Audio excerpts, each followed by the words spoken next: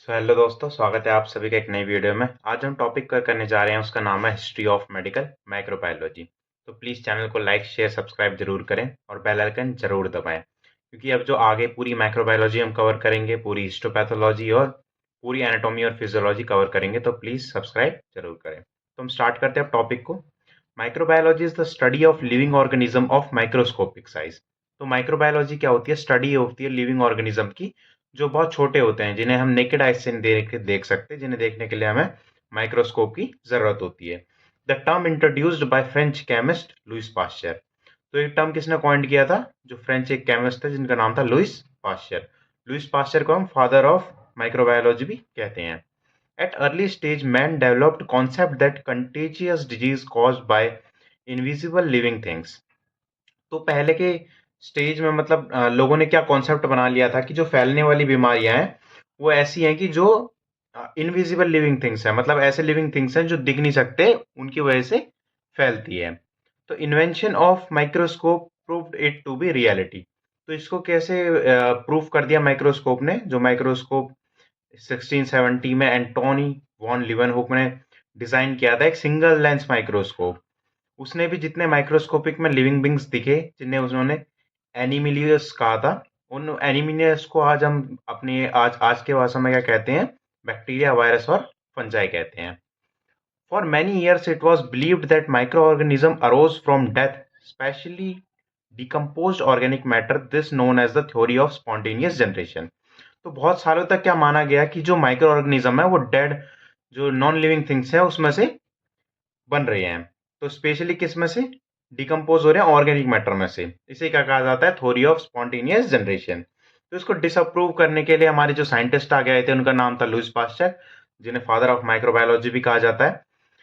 तो इन्होंने क्या स्ट्रॉन्ग एविडेंस दिया था कि माइक्रो ऑर्गेनिज्म है वो कैसे भी स्पॉन्टेनियसली ग्रो नहीं हुए हैं, वो किसी प्री एग्जिस्टिंग माइक्रो ऑर्गेनिज्म की वजह से आ रखे हैं।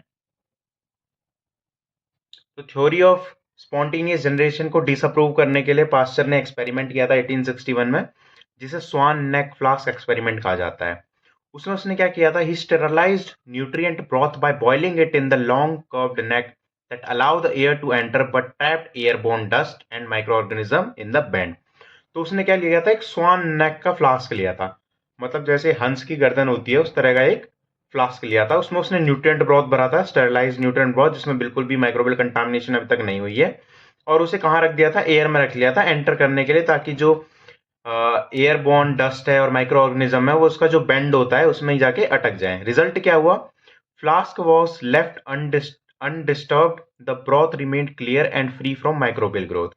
जो फ्लास्क को अगर हम अनडिस्टर्ब छोड़ दिया था, तो जो उसमें न्यूट्रिएंट ब्रॉथ था उसमें क्या होता है? वो क्लियर होता है और फ्री फ्रॉम माइक्रोबियल ग्रोथ, मतलब कोई भी माइक्रोबियल कंटामिनेशन उसमें नहीं हुआ था। When the neck was broken or tipped, microbial growth appeared, turning the broth cloudy। तो जब नेक को क्या कर दिया था? या तो तोड़ दिया गया था या फिर नेट को थोड़ा टेढ़ा कर दिया था, जिससे न्यूट्रिएंट ब्रॉथ है वो उसकी नेक में आ जाए। तो उसमें क्या देखा गया? जो माइक्रोबियल ग्रोथ है वो होने लग गई थी। वो कैसा हो गया था? क्लियर से क्लाउडी होने लग गया था हमारा न्यूट्रिएंट ब्रॉथ। तो ये था स्वान नेक एक्सपेरिमेंट। अब कंट्रीब्यूशन क्या क्या है लुइस पास्चर का? फर्स्ट है germ theory of disease. Louis Pasteur ने जर्म थ्योरी ऑफ डिजीज की थी, वही स्पॉन्टेनियस जनरेशन को उन्होंने डिसअप्रूव किया था अपने स्वान नेक फ्लास्क एक्सपेरिमेंट से।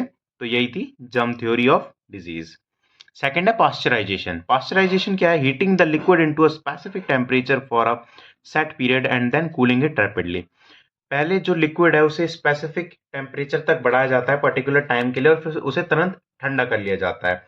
ये पास्चराइजेशन टेक्निक होती है जो हार्मफुल बैक्टीरिया को किल करने में हेल्पफुल होती है, जैसे मिल्क, वाइन और बियर में भी इसका यूज किया जाता है। थर्ड है वैक्सीन। वैक्सीन भी डेवलप की थी लुइस पास्चर ने। फर्स्ट जो की थी वो कॉलेरा वैक्सीन की थी। उसमें क्या किया था? Developed a weekend strain of bacteria that caused cholera, demonstrated it could protect animal from disease. तो उसमें उन्होंने क्या किया था? जो वीकेंड स्ट्रेन होता है बैक्टीरिया का, विब्रियो का, वो लिया था और उससे क्या किया था? उन्होंने प्रोटेक्ट किया था एनिमल को विब्रियो क्लोरेरा डिजीज से। सेकंड है anthrax vaccine. Pasteur created a vaccine for anthrax by weakening bacillus anthracis, demonstrated is efficacy in animal like sheep and cattle. तो उन्होंने वीक किया था बैसिलस एंथ्रेक्स के एक स्ट्रेन को, और उन्होंने एनिमल्स जैसे शिप और कैटल में बैसिलस एंथ्रेक्स की डिजीज को रोका था। थर्ड है रेबीज वैक्सीन। रेबीज वैक्सीन आपको पता है कि कुत्ते काटने पे लगती है, तो वो भी एक series of progressive weakened rabies virus infection injection इन्होंने डिस्कवर किए थे। नेक्स्ट स्टेरिलाइजेशन टेक्निक, फर्मेंटेशन और control of disease in silkworm भी पास्चर का कंट्रीब्यूशन है। नेक्स्ट हम देखते हैं रॉबर्ट कोच के बारे में। रॉबर्ट कोच, जिन्हें फादर ऑफ बैक्टीरियोलॉजी भी कहा जाता है, Robert Koch first contribution to science was demonstrated of character and made of growth of positive bacillus of anthrax. तो सबसे पहले इन्होंने क्या ढूंढा था, जो एंथ्रेक्स का पॉजिटिव एजेंट है बैसिलस एंथ्रेक्स, उसे ढूंढा था। सेकंड 1882 में इन्होंने डिस्कवर किया था ट्यूबरकुले बैसिलाई, जो माइकोबैक्टीरियम ट्यूबरकुलोसिस को कॉज करता है। 1883 में इन्होंने कॉलेरा विब्रियो ढूंढा था पॉजिटिव एजेंट, जो कॉलेरा कॉज करता है। कोच के कुछ पॉस्टुलेट से तो हम देखते हैं उनके पॉस्टुलेट्स क्या कहते हैं। To confirm the claim that a microorganism isolated from a disease was induced the cause of this cause postulate a set of criteria, कि जो माइक्रोऑर्गेनिज्म हम निकाल रहे हैं, आइसोलेट कर रहे हैं डिजीज में से, वो इसके क्राइटेरिया को फॉलो कर रहे हैं। वो हम देखते हैं कोच के पॉस्टुलेट्स में। According to this postulate, a microorganism can be accepted as a positive agent of a infectious disease only in the following are satisfied। अगर जो माइक्रो ऑर्गेनिज्म है जो बीमारी फैला रहा है, वो अगर कोच के पॉस्टुलेट्स को फॉलो कर रहा है, तभी हम मान रहे थे कि वो पॉजिटिव एजेंट हो सकता है। तो हम देखते हैं कोच के क्या क्या पॉस्टुलेट थे। फर्स्ट था, the isolate should be found in every case of the disease and under condition which explain the pathological changes and clinical feature. कुछ भी हमने कहीं से भी जो आइसोलेट किया है ऑर्गेनिजम्स को, कोई सा भी केस हो डिजीज का, उसमें कोई भी पैथोलॉजिकल चेंज या फिर क्लिनिकल फीचर्स उसकी दिख रही हैं, तभी वो पॉजिटिव एजेंट माना जाएगा। It should be possible to isolate the positive agent in a pure culture from the lesion, कि हम आइसोलेट कर सकते हैं पॉजिटिव एजेंट को कोई भी कल्चर में और लीजन से इकट्ठा करके। When such pure culture is inoculated into appropriate laboratory animal, the lesion of the disease should be reproduced।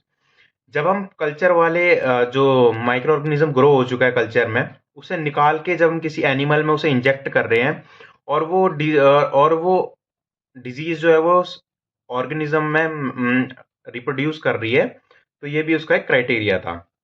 Last क्या था, it should be possible to reisolate the positive agent in pure culture from the lesion produced by the experimental animal.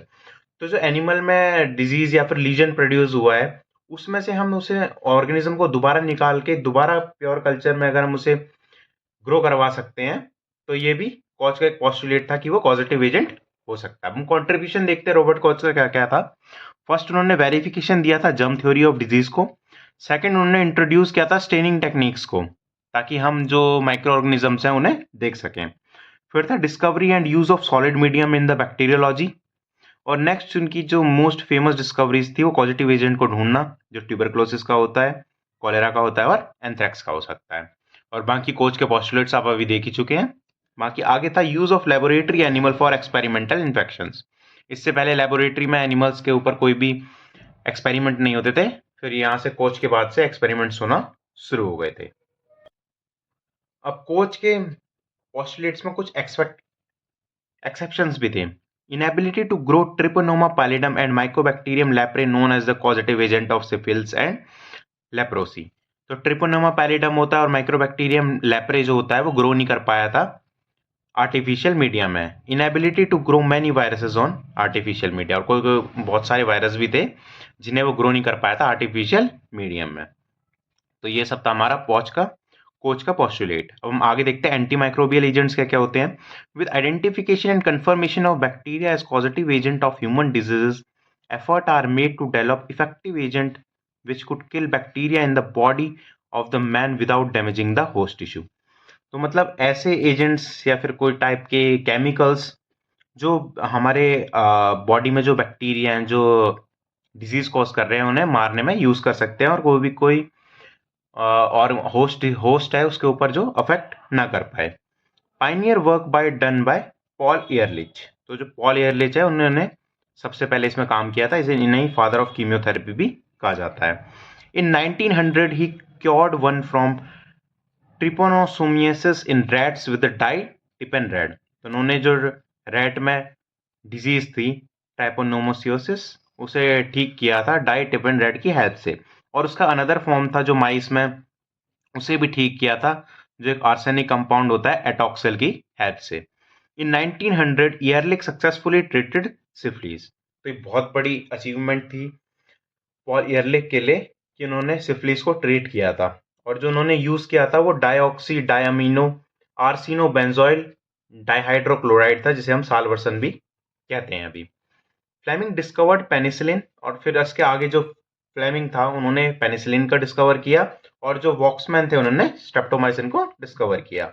Subsequently, several fungi have been used as a source of antimicrobial substance, और बहुत सारी ऐसी fungi भी use होने लगी जो antimicrobial substance की तरह से यूज होने लग गई। नेक्स्ट था कंट्रीब्यूशन ऑफ पॉल ईयरलिक। तो पॉल ईयरलिक का क्या कंट्रीब्यूशन रहा? Discovery of Salvarsan as a chemotherapeutic agent against syphilis. तो सालवर्सन का उन्होंने डिस्कवरी की थी जो सिफिलिस को हेल्प ठीक करने में हेल्प करती है। Identify that mycobacteria have acid fast nature. उन्होंने ये भी ढूंढा था कि जो माइकोबैक्टीरिया है वो सिर्फ जो हम जेड स्टेनिंग करते हैं एसिड फास्ट नेचर उसका होता है। Refined the science of staining the organism. उन्होंने रिफाइन किया था जो हम स्टेनिंग करते हैं ऑर्गेनिजम्स को उन्हें। Next, standardization of biological including toxins and antitoxin to ensure uniformity. इन्होंने स्टैंडर्डाइजेशन भी किया था कि जो टॉक्सिन्स होते हैं और एंटीटॉक्सिन्स होते हैं उनके लिए भी। अब हम आगे देखते हैं कि वायरसेस में क्या क्या होता है। हम बैक्टीरिया में देखते थे, हम वायरस में देखते हैं क्या क्या डिस्कवरी हुई। By the end of 19th century, many infectious diseases have been proven to have bacterial origin. 19th century में मानते थे कि बहुत सारे डिजीजेस हैं जो प्रूव हो गए कि उनका बैक्टीरियल ओरिजिन है। ऐसे ये ट्रेंड 20th सेंचुरी में भी चलता रहा। But many disease of common occurrence for which no bacterium could be demonstrated. कुछ ऐसी कॉमन डिजीज होने लगी जिनका बैक्टीरियल ओरिजिन कुछ भी नहीं था, तो उन्हें पता करने के लिए आगे देखा गया कि जो ये डिजीज हैं वो small pox, chicken pox, measles और कॉमन कोल्ड वगैरह हैं, जिनका कोई भी बैक्टीरियल ओरिजिन नहीं है। तो फिर उसके बाद क्या हुई? डिस्कवरी हुई इलेक्ट्रॉन माइक्रोस्कोप की 1934 में रुस्का के द्वारा, जिन्होंने क्या किया, जो हम मॉर्फोलॉजिकल एग्जामिनेशन होता है वायरस का, मतलब उसकी स्ट्रक्चर, शेप वायरस के, उसे देख पाए थे हम इलेक्ट्रॉन माइक्रोस्कोप की हेल्प से। The first human disease proven to have virus etiology was yellow fever. जो सबसे पहले डिजीज प्रूव की गई कि ह्यूमन डिजीज में वायरस के थ्रू हो रही है वो येलो फीवर था। In 1930 virus could be grown in the bacteria free living chick embryo, a technique perfected by Goodpasture. तो 1930 में वायरस को ग्रो कराया गया बैक्टीरियल फ्री के थ्रू लिविंग चिक एम्ब्रियो में।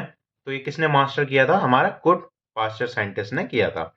Bye 1940 growth in tissue culture of susceptible mammalian cell was established. तो क्या इसमें टिश्यू कल्चर में भी मैमेलियन सेल्स के में ग्रोथ करवाई थी, वो भी 1940 में स्टैब्लिश हो चुकी थी। सो थैंक यू गाइस, ये थी हमारी हिस्ट्री ऑफ मेडिकल माइक्रोबायोलॉजी। इसके आगे हम पूरी माइक्रोबायोलॉजी, बैक्टीरियोलॉजी, वायरोलॉजी, पैरासाइटोलॉजी और माइकोलॉजी पूरी कंप्लीट करेंगे। तो प्लीज़ लाइक से सब्सक्राइब जरूर करें। Thank you.